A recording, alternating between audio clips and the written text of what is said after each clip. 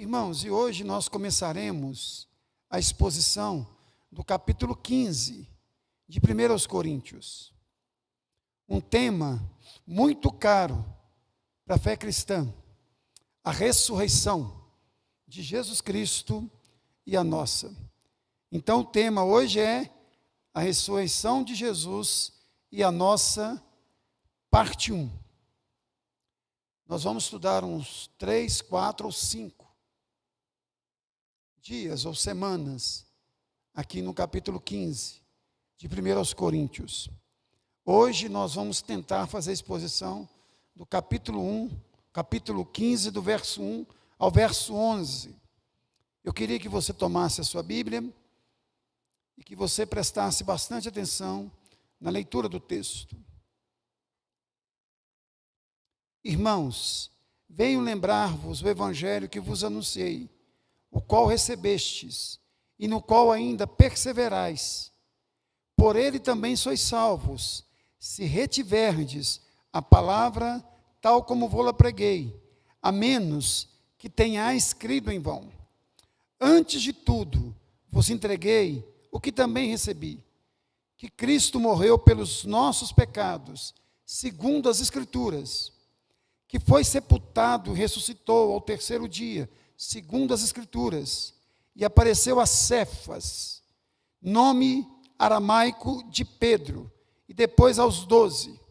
Depois foi visto por mais de 500 irmãos, de uma só vez, dos quais a maioria sobrevive até agora, porém alguns já dormem, alguns já morreram. Depois foi visto por Tiago, mais tarde por todos os apóstolos, e afinal, depois de todos, foi também visto por mim, como por um nascido fora de tempo, porque eu sou menor dos apóstolos, que mesmo não sou digno de ser chamado apóstolo, pois persegui a igreja de Deus, mas pela graça de Deus sou o que sou, e a sua graça que me foi concedida não se tornou vã. Antes trabalhei muito mais do que todos eles, todavia não eu, mas a graça de Deus comigo. Portanto, seja eu ou sejam eles, assim pregamos e assim crestes. Amém. Vamos orar mais uma vez, irmãos. Nós dependemos do Espírito. Ó Pai, nós te pedimos, em nome de Jesus, que o Senhor fale conosco, para o louvor da tua glória, em nome de Jesus. Amém. Irmãos, nós não lemos, mas para nós entendermos o que Paulo escreveu no capítulo 15 todinho, é necessário que nós prestemos atenção no versículo chave de todo o capítulo, que é o versículo de número 12, que diz: ora, se é corrente pregar-se que Cristo ressuscitou dentre os mortos, como, pois, afirmam alguns dentre vós que não há ressurreição de mortos? Alguns irmãos, dentro da igreja de Corinto, defendiam que Jesus ressuscitou, mas que nós não ressuscitaremos. Essa pergunta foi levada até o apóstolo Paulo, e aqui Paulo responde a essa pergunta, sobre a ressurreição dos mortos. O capítulo 15 é o capítulo mais importante e o mais completo de toda a Bíblia, sobre a ressurreição de Jesus e sobre a ressurreição de todos os cristãos. Por isso que nós temos que estudar com muito zelo, com muito cuidado, com muito discernimento, o capítulo 15, porque aqui nós temos a síntese, o resumo da doutrina, da teologia, da ressurreição dentre os mortos. Irmãos, a doutrina da ressurreição de Jesus e a nossa não é uma doutrina periférica, é uma doutrina central nas Escrituras. Por exemplo, se o batismo é por imersão ou por aspersão, é uma doutrina periférica. se nós devemos ou não ter usos e costumes na igreja, é uma questão de doutrina periférica. Se Jesus vai voltar antes, durante ou depois do milênio, é uma doutrina periférica. Mas a ressurreição dos mortos é uma doutrina central nas Escrituras. Se a ressurreição de Cristo não aconteceu, o cristianismo é uma falácia. Se a doutrina da ressurreição não é uma doutrina verdadeira, o cristianismo é uma fraude. Paulo chega a dizer no verso 19, se a nossa esperança em Cristo se limita apenas a esta vida, somos os mais infelizes de todos os homens. Só para os irmãos terem uma ideia, sem a ressurreição de Jesus e a nossa, a cruz é um símbolo de fracasso e não um símbolo retumbante de vitória.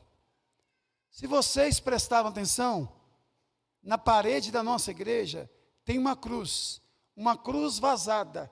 Aquilo ali é um símbolo que Jesus morreu na cruz, mas ressuscitou dentre os mortos. Nós temos cruz, nós não temos crucificado como símbolo, porque Jesus ressurgiu dentre os mortos. Agora, se a ressurreição de Jesus é verdadeira e a nossa, a cruz nos mostra uma glória indizível. A cruz aponta para a maior vitória de todos os tempos. Então, irmãos, se a ressurreição é verdadeira, a cruz é gloriosa. Se a ressurreição é uma farsa, a cruz é um símbolo de fracasso. Então, irmãos, você e eu temos que aprender sobre a ressurreição, temos que crer na ressurreição e temos que pregar sobre a ressurreição dos mortos. Mas eu não sei se vocês perceberam, falamos pouquíssimo a respeito da ressurreição de mortos. Falamos, às vezes, no domingo de Páscoa, e olhe lá, às vezes, nem em velório, nós tratamos da ressurreição dos mortos. Por isso, é que eu fiz um apelo, para que nós participássemos dos estudos, e que nós prestássemos bastante atenção na exposição deste capítulo. Tá bom? Então, irmãos, Paulo começa este capítulo reafirmando que ele pregou o evangelho aos coríntios. Todos nós sabemos o que é evangelho. É as boas novas de que Deus está em Cristo, reconciliando consigo o mundo. Preste atenção como Paulo saiu de um assunto, está introduzindo o assunto da ressurreição aqui, usando uma expressão maravilhosa. Olha aí no verso 15, no capítulo 15, verso 1. Irmãos, venho lembrar-vos o evangelho que vos anunciei. Paulo deixa bem claro que ele anunciou aos irmãos de Corinto o evangelho. Ele não anunciou uma mensagem filosófica, ele anunciou uma mensagem teológica. E anunciar aqui é o mesmo que pregar, é o mesmo que expor, é o mesmo que ensinar. E nós sabemos, irmãos, pelas Escrituras, Atos 18, 11, que Paulo passou 1 ano e meio pregando o Evangelho de nosso Senhor e Salvador Jesus Cristo, na cidade de Corinto. E Paulo diz que ele pregou o Evangelho e os irmãos de Corinto recebeu o Evangelho. Olha comigo aí. Irmãos, venho lembrar-vos o Evangelho que vos anunciei, o qual recebestes. Irmãos, muitos judeus e não judeus que habitavam em Corinto creram no Evangelho anunciado pelo apóstolo Paulo. E pregar na igreja, pregar na cidade de Corinto, era algo extremamente desafiador para o apóstolo Paulo. Talvez era a cidade mais idólatra daqueles dias. A cidade mais promíscua do mundo naquela época era a cidade de Corinto. Havia muita prostituição dentro dos templos pagãos e pelas ruas de Corinto. Uma mulher direita tinha vergonha de andar pelas ruas de Corinto. Havia muito homossexualismo na cidade de Corinto. Estátuas de homens nus espalhadas pela cidade de Corinto. Irmãos, para vocês terem uma ideia, Paulo chegou a desanimar de pregar o evangelho na cidade de Corinto.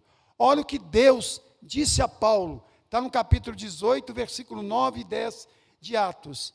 Teve Paulo durante a noite uma visão, em que o Senhor lhe disse: não temas, pelo contrário, fala e não te cales, porquanto estou contigo, e ninguém ousará fazer-te mal, pois tenho muito povo nessa cidade.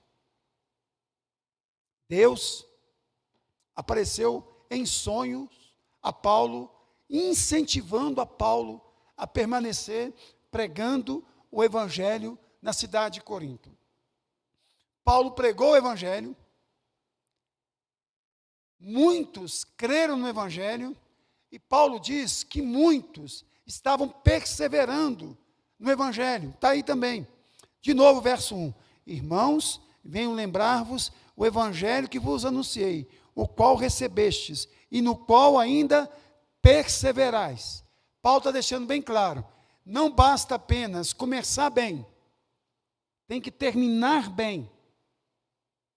E a prova visível da salvação não é a predestinação, mas a perseverança dos santos.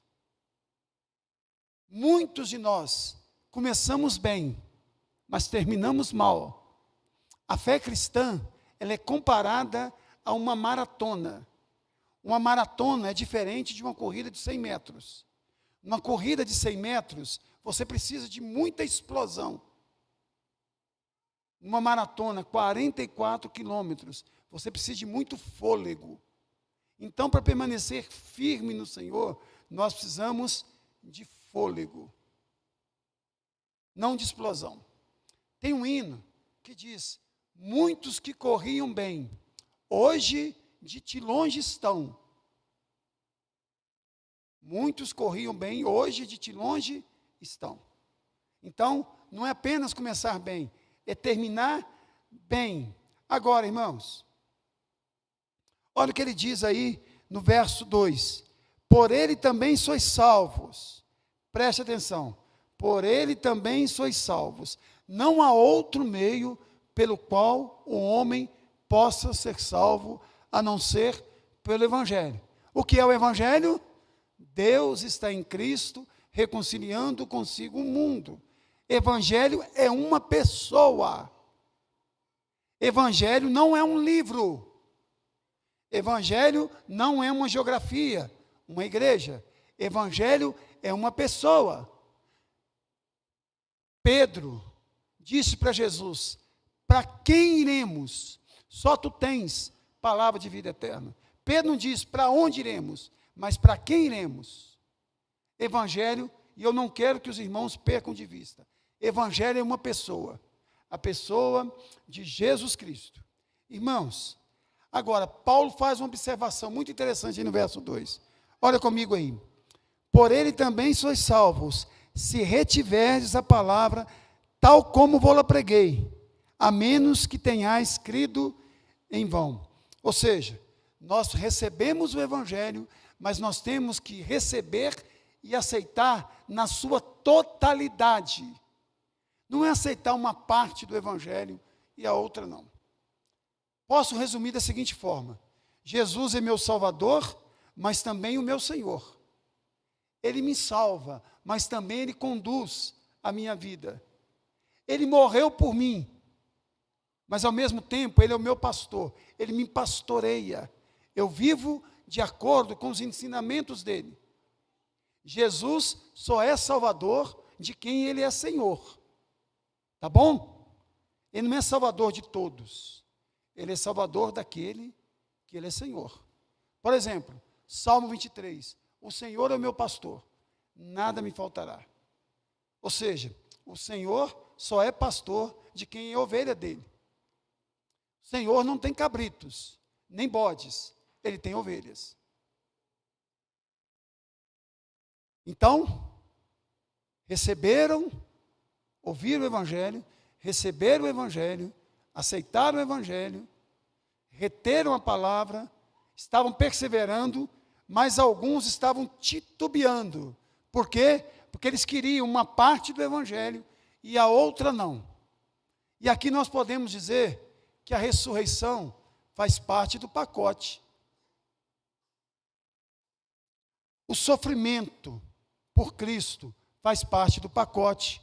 A obediência a Cristo faz parte do pacote. Abrir mão de determinadas coisas por amor a Cristo e amor aos irmãos faz parte do pacote. O Evangelho não é um pacote de biscoito na qual você vai e seleciona o que você quer e o que você não quer. Não. Ou é o pacote todo ou nada. Aí, irmãos, Paulo passa a falar do conteúdo do Evangelho. O que ele pregou e o que eles receberam. Notem, irmãos, que o Evangelho é simples. É nós que complicamos a mensagem do Evangelho. O Evangelho por si só é uma mensagem que qualquer pessoa pode pregar. Qualquer pessoa. Olha comigo aí o verso 3 e 4. Antes de tudo, vos entreguei o que recebi, que Cristo morreu pelos nossos pecados, segundo as Escrituras, que foi sepultado, ressuscitou ao terceiro dia, segundo as Escrituras. Notem, irmãos, que Paulo deixa bem claro que ele não é dono da mensagem, ele é transmissor. Ele recebeu e ele transmite. Nós não sabemos aqui que Paulo recebeu online, ou seja, diretamente de Deus, ou se Paulo recebeu dos apóstolos. Eu entendo que Paulo recebeu da tradição dos apóstolos, mas nós não sabemos. Paulo diz que ele recebeu, ou seja, Paulo não era dono da mensagem, era apenas mensageiro, ou seja, ninguém é dono da palavra de Deus. O máximo que nós somos é mensageiros, mordomos, servos. Nós não criamos a mensagem, nós expomos a mensagem. Por isso que a ética cristã, ela não é feita, ela é achada. Nós não construímos uma ética, porque a ética está pronta, nós apenas achamos a ética na palavra de Deus. Então, irmãos, todos aqueles que se dizem donos da palavra de Deus são falsos profetas, falsos mestres, falsos apóstolos. Nós somos transmissores da palavra. Talvez o zelo excessivo que todo pastor deve ter é o de pregar explicando o texto, para ele evitar de falar coisas que não está no texto, para ele não criar uma mensagem que não tem nada a ver com o texto. Por exemplo, muita gente prega e garante que a palavra de Deus não volta vazia. É verdade. A palavra de Deus não volta vazia, mas a palavra do pregador volta. Muitas vezes nós recebemos a palavra do pregador como se fosse palavra de Deus. Nós temos que examinar as Escrituras para ver se de fato o que o pregador está pregando é palavra de Deus ou é palavra dele. Se é coisa da sua mente ou da mente do Espírito Santo. Se é uma coisa que flui de Deus ou sai de um coração. Porque o compromisso de Deus é com a palavra dele, não com a minha. Deus não tem nenhum compromisso com a minha palavra. Aí, irmãos, Paulo diz logo depois que ele pregou a palavra de Deus, e o cerne daquilo que contém na palavra de Deus, primeiro é a morte expiatória de Cristo. Olha aí, antes de tudo vos entreguei o que também recebi, que Cristo morreu pelos nossos pecados. Evangelho nada mais é do que o anúncio de que Jesus subiu naquela cruz, no nosso lugar. Ele é o nosso substituto, ele é o Cordeiro Pascal. Ele não morreu apenas por nós, ele morreu no nosso lugar. A morte de Cristo, segundo Paulo, não foi um acidente na história, fazia parte do plano de Deus, segundo as Escrituras. Ou seja, Paulo está convencido que o Espírito Santo, através da Escritura, do Antigo Testamento, porque não tinha o Novo ainda, profetizou a respeito da morte substitutiva de Jesus Cristo. Segunda coisa, Paulo diz que Jesus também foi sepultado. Por que Paulo dá essa ênfase que Jesus foi sepultado, irmãos? Para deixar bem claro que só foi porque morreu mesmo. Só é sepultado quem morre, a não ser sepultado vivo. Por isso que ele diz, foi sepultado e ressuscitou dentre os mortos. Ou seja, Paulo está deixando claro que o túmulo estava vazio, mas um dia este túmulo foi ocupado. Durante 36 horas aproximadamente, sexta para sábado e sábado para domingo, Jesus esteve ali, mas agora não estava mais, porque ele ressurgiu dentre os mortos. Ele vai dizer, e ressuscitou ao terceiro dia, segundo as Escrituras. Ou seja, a morte, o sepultamento e a ressurreição de Jesus não foram acidentes. A sua ressurreição não foi surpresa para aqueles que estavam atenados às Escrituras. Irmãos, Jesus ressuscitado apareceu a 2 discípulos que estavam desanimados, desapontados com ele, e disse: porventura não convinha que o Cristo padecesse e entrasse na sua glória? Agora, irmãos, que Paulo fez essa introdução aqui, ele começa a falar da ressurreição de Jesus. Mas eu queria agora refutar algumas teorias que muitos não cristãos de outras religiões e ateus falam a respeito da ressurreição de Jesus. A primeira teoria é a teoria da alucinação. Ou seja, Jesus não ressuscitou dentre os mortos.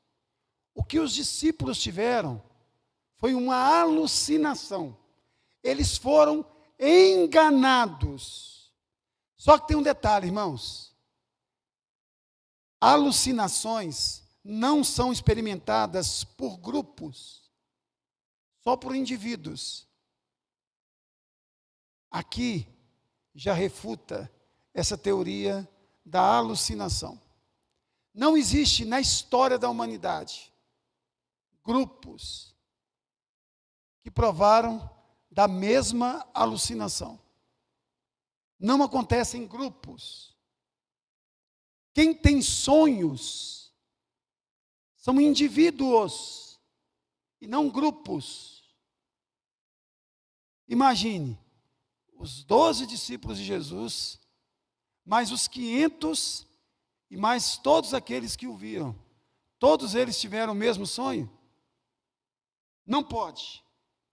Outra coisa, irmãos, eles não estavam tendo alucinação ou vendo um fantasma, porque em 6 das 12 aparições, Jesus foi fisicamente tocado por eles e comeu. Espírito não come. Para comer tem que ter boca, carne e osso. Essa é a primeira coisa, irmãos.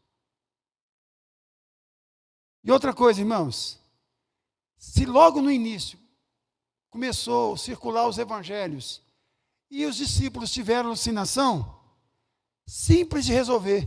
As autoridades judaicas pegavam o corpo de Jesus, exibiam o corpo de Jesus pela cidade. Isso seria um golpe fatal no cristianismo, que acabava de vez com a fé cristã. E outra coisa, irmãos, ninguém naquela época iria contar a respeito de algo extraordinário, tendo uma mulher como sendo a primeira testemunha, Maria Madalena. Por quê, irmãos? Dentro daquela cultura machista, as mulheres não tinham voz, ou não tinham voz. Ninguém acreditava no testemunho de uma criança, nem de uma mulher. Então, se os discípulos tivessem que inventar uma mentira, eles não colocariam uma mulher como testemunha. Segundo, irmãos, a teoria do desmaio, do desfalecimento ou da aparente morte de Jesus. Ele não morreu, aparentemente morreu. Primeiro, irmãos, primeiro erro, tanto os inimigos de Jesus quanto os amigos de Jesus acreditavam que ele estava morto. Não é possível que os inimigos de Jesus e os amigos de Jesus foram enganados, achando que Jesus apenas desmaiou na cruz. Segundo erro, irmãos, imagine o sujeito, desmaiou na cruz, no sábado à tarde, ele recebeu 34 quilos de bandagem, de especiarias, vivo. Você ser embalsamado vivo, com 34 quilos de especiaria. Terceiro erro, irmãos, como que um homem gravemente ferido, sangrando, ainda vivo, poderia permanecer 36 horas dentro de um sepulcro? Quarto erro, se ele tivesse sobrevivido num túmulo frio, úmido, escuro, como que ele podia tirar 34 quilos de especiaria, empurrar uma pedra para cima e depois para o lado? Porque ela encaixava no túmulo, ela tinha que ser empurrada para cima e depois para o lado. E depois passar por um bando de soldados romanos. Quinto erro, como que Jesus desmaiou, desfaleceu, e depois ele aparece a Paulo, lá, na estrada de Damasco. Paulo, que era um perseguidor da igreja. Agora, irmãos, talvez a melhor refutação, sexto erro, vários autores não cristãos testemunharam a respeito da crucificação de Jesus. Eu vou citar 4 aqui, que eram inimigos do cristianismo: Flávio Joséfo, Tácito, Talo e Talmude judaico. Se tem uma coisa que o Talmude judaico jamais faria, era falar a respeito de Jesus, ou da morte de Jesus. E esses 4 aqui, pelo menos, escreveram a respeito da morte de Jesus. Outra teoria que eu quero refutar aqui, a teoria que roubaram o corpo de Jesus. Se os discípulos roubaram o corpo de Jesus, os discípulos de Jesus não foram enganados. Eles são o quê? Enganadores. Os discípulos de Jesus, desculpa a expressão forte, são pilantras, mentirosos. Eles roubaram o corpo e depois falaram da ressurreição deste corpo. Segunda coisa, a teoria presume a posição de que os autores do Novo Testamento, todos eles, eram doidos, porque todos eles, tirando João, foram mortos de forma violenta, porque pregavam a morte e a ressurreição de Jesus. Pedro foi morto, crucificado de cabeça para baixo. Tiago foi jogado do alto do templo, caiu lá ainda com vida, fincaram uma estaca no peito dele.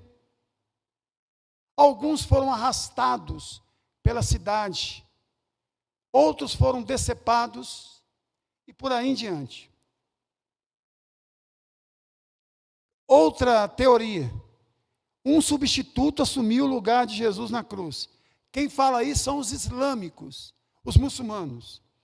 Essa teoria contradiz todo depoimento das testemunhas oculares e todas as fontes não cristãs. Agora, irmãos, essa talvez seja a mais sutil e a mais perigosa delas. A crença de que Jesus ressuscitou apenas no coração dos discípulos. Deixa eu tentar explicar. Eles apagaram completamente o Jesus histórico e criaram o Cristo da fé. O Cristo da fé é o Cristo que fez milagres, andou sobre as águas, ressuscitou mortos e foi ressuscitado no terceiro dia. O Cristo histórico não, era uma pessoa boa, que era muito ético, era um rabino que pregava a moral, pregava a ética, bons costumes, mas não era Deus nem filho de Deus. Tem muitos teólogos que se dizem cristãos que pregam isso. Pregam até o seguinte: não houve multiplicação de pães. O que houve, na verdade, é o seguinte: eu tinha 2 pães, eu dei meio para um, meio para outro, meio para outro. O outro fez a mesma coisa. Isso é para fazer o quê? Pregar um Jesus socialista. Um Jesus com cara de Che Guevara. Um Jesus de vestes, não alvas como a neve, mas um Jesus vestido de vermelho. Comunista. Irmãos, eu anotei uma frase que eu achei muito interessante. A fé dos discípulos não levou às aparições, mas foram as aparições que levaram a fé dos discípulos.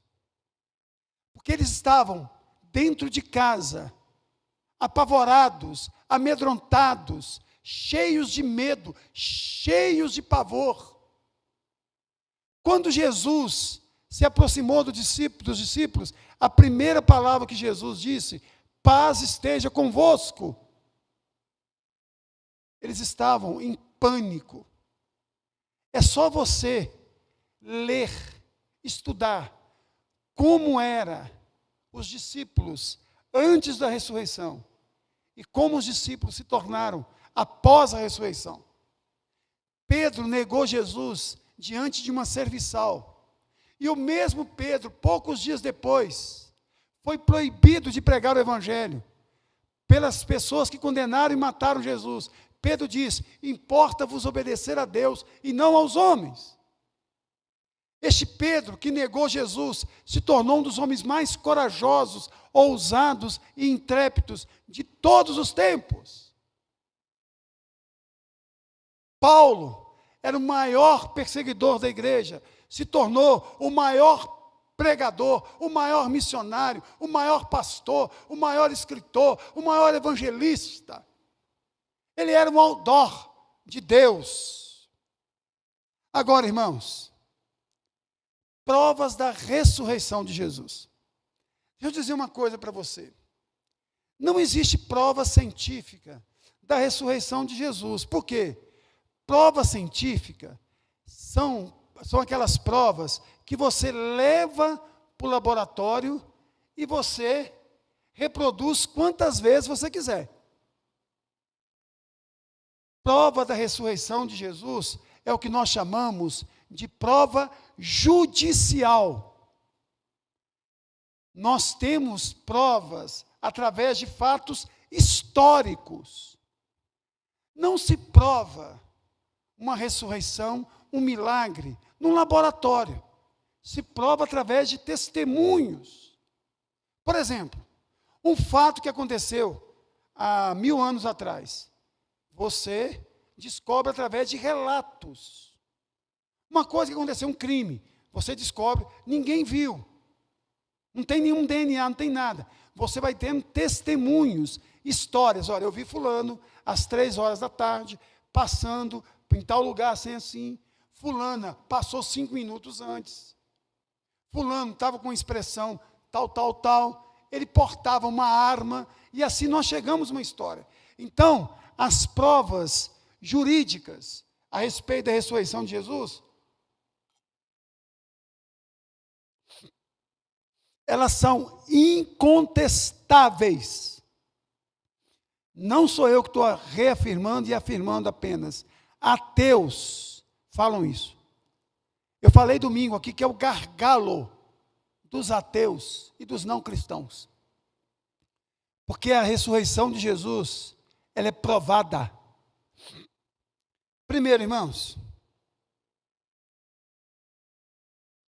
a ressurreição de Jesus tem prova testemunhais, morais, emocionais e existenciais. Primeiro, prova emocional, existencial e moral. Seus discípulos, novamente, foram transformados drasticamente ou dramaticamente. Irmãos, aquele autor Augusto Cury, ele foi escrever um livro para refutar a pessoa de Jesus. Ele se tornou cristão por causa da ressurreição, por causa dos testemunhos narrados na Bíblia. Irmãos, em poucas semanas, esses homens mudaram radicalmente. Eles foram aprisionados, proibidos de falar, eles foram ameaçados, eles foram mortos, mas eles não deixaram de anunciar Jesus, e Jesus ressurreto dentre os mortos. Segunda prova, irmãos, todas as testemunhas que viram Jesus ressuscitado, e aqueles que creram, estavam dispostos a morrer pela alegação, pela afirmação. Irmãos, a história da igreja está repleta de mártires. Inúmeros homens e mulheres morreram por suas crenças. Outra coisa, irmãos, a gente acha que é muito fácil você pegar um judeu e mudar a cabeça dele. Irmãos, para os judeus deixarem de adorar no sábado e passar a adorar no domingo, eles precisavam de ter um argumento muito forte. E o argumento foi o quê?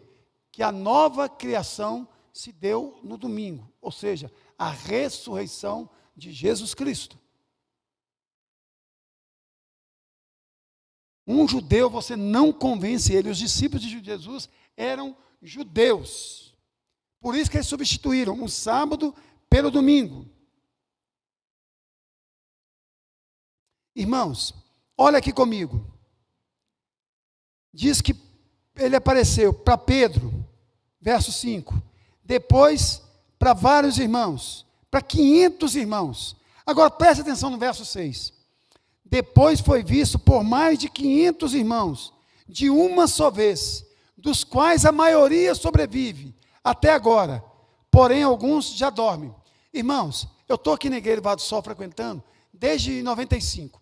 Fui convertido em 98. Então, eu tenho bastante tempo que eu estou aqui.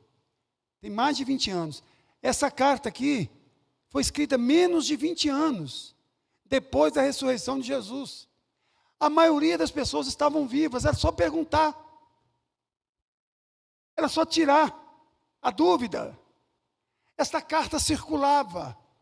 Os evangelhos já estavam circulando, principalmente o evangelho de Marcos. A carta aos Gálatas já estava circulando. Paulo está dizendo o seguinte, olha, pode perguntar. Pedro, os demais apóstolos, 500 irmãos, dos quais a maioria sobrevive. A gente não tem noção do que significa esse texto aqui, irmãos. Talvez uma leitura desatenta, desapercebida. Depois ele cita Tiago, irmão de Jesus. Tiago era incrédulo, irmãos. Tiago, irmão de Jesus, mandou Jesus fazer milagres em Jerusalém, para que ele tivesse mais auditório, mais gente para acreditar nele. Tiago zombava de Jesus. Por isso, creio eu, Paulo cita aqui, depois foi visto por Tiago, mais tarde por todos os apóstolos. Irmãos, Tiago se tornou o primeiro líder da igreja, ou primeiro, pelo menos, a dirigir um concílio da igreja, de igreja. Este homem aqui era chamado Tiago, joelho de camelo. Ele orava tanto que criou um calo em cima do joelho dele. Parecia que tinha duas rótulas, uma em cima da outra, de tanto orar.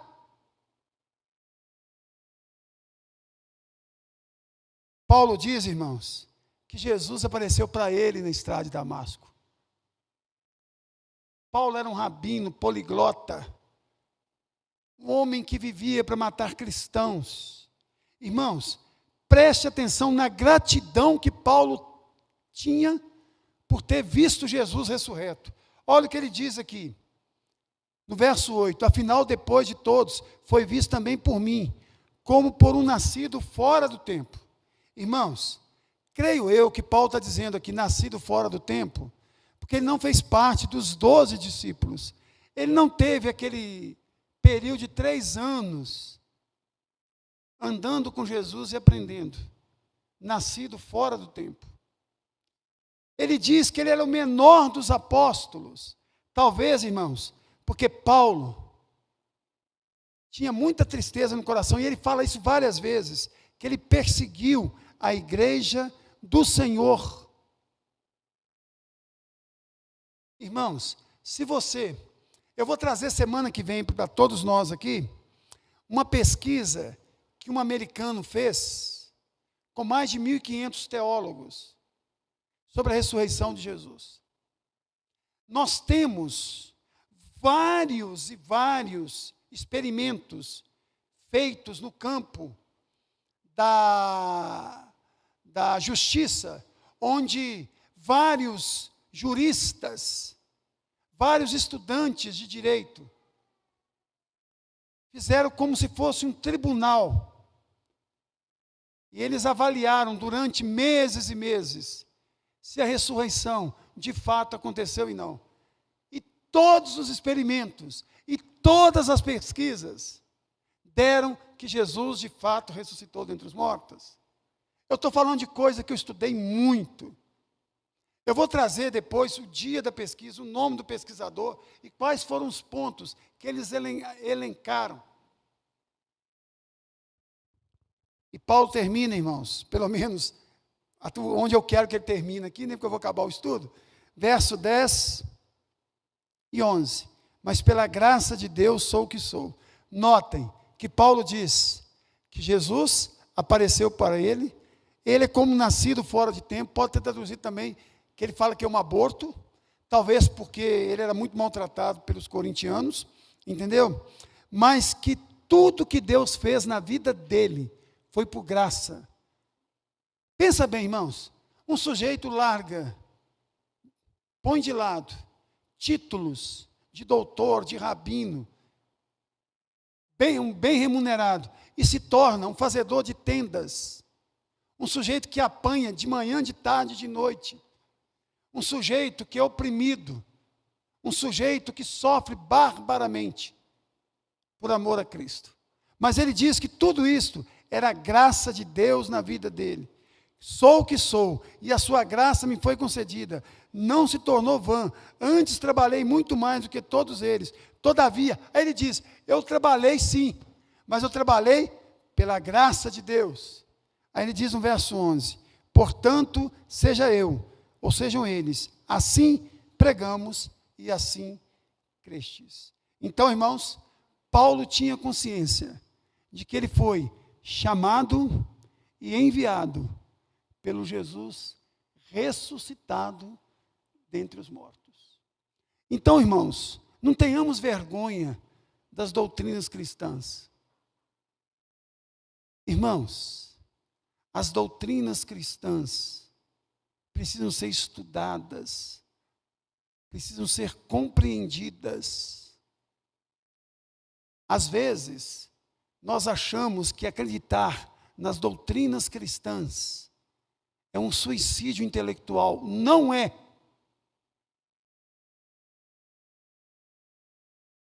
O fato de eu trabalhar na universidade, trabalhar com estudantes de mestrado, doutorado, com professores, No início, eles queriam zombar da minha fé, achando que eu não tinha argumentos para conversar, para defender os princípios elementares da fé.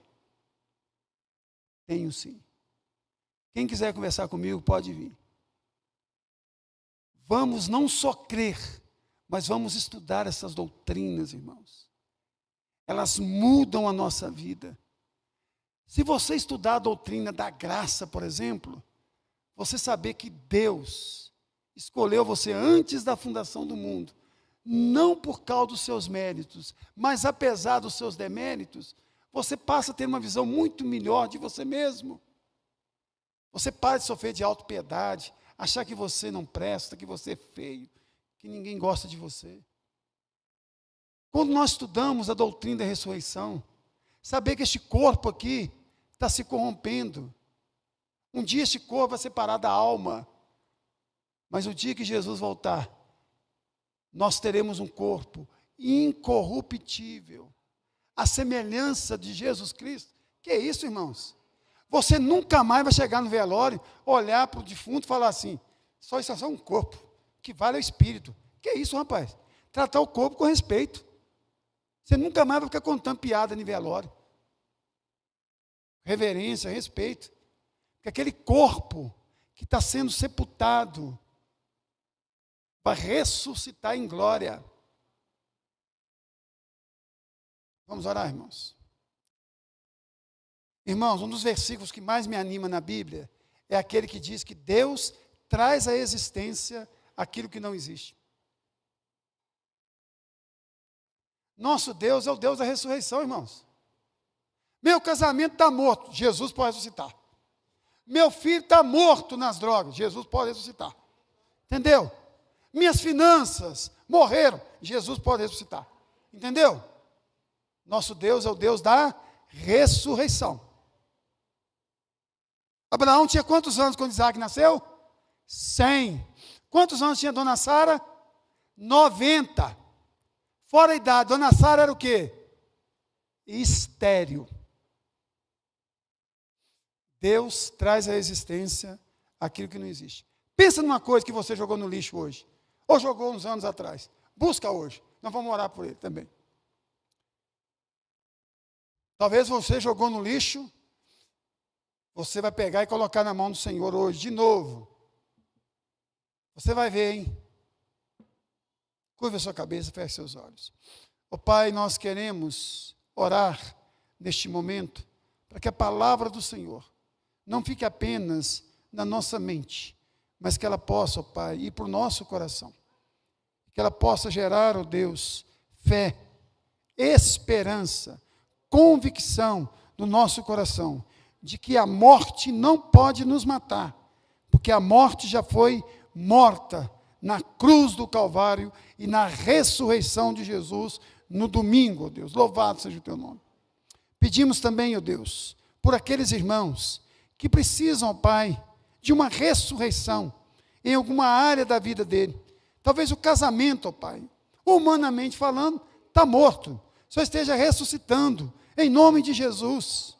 Talvez o relacionamento entre irmãos, entre filhos, só esteja também, ó Pai, trazendo de volta à existência aquilo que um dia morreu, ó Pai. Pedimos também para aqueles irmãos enfermos, Rosinha, do Carmo, Almir, outros irmãos, ó Deus, a Cida. Só visita, Pai, cada um deles com poder e muita graça, ó Deus. Só esteja tocando no corpo, Pai. Só esteja liberando uma unção de cura sobre a vida deles, ó Deus. Pedimos também ao Senhor que console o coração do Augusto e de toda a família, ó Deus, neste momento tão difícil. Porque a Tua palavra diz que no Senhor nós provamos uma paz que excede todo entendimento. Louvado seja o Teu nome por isso, Pai. Leva-nos em paz e nos dê um restante de noite abençoadíssimo, Pai, e um dia amanhã cheio de conquistas. É a nossa oração, em nome de Jesus. Amém. Deus te abençoe, meu irmão. Deus te abençoe, minha irmã.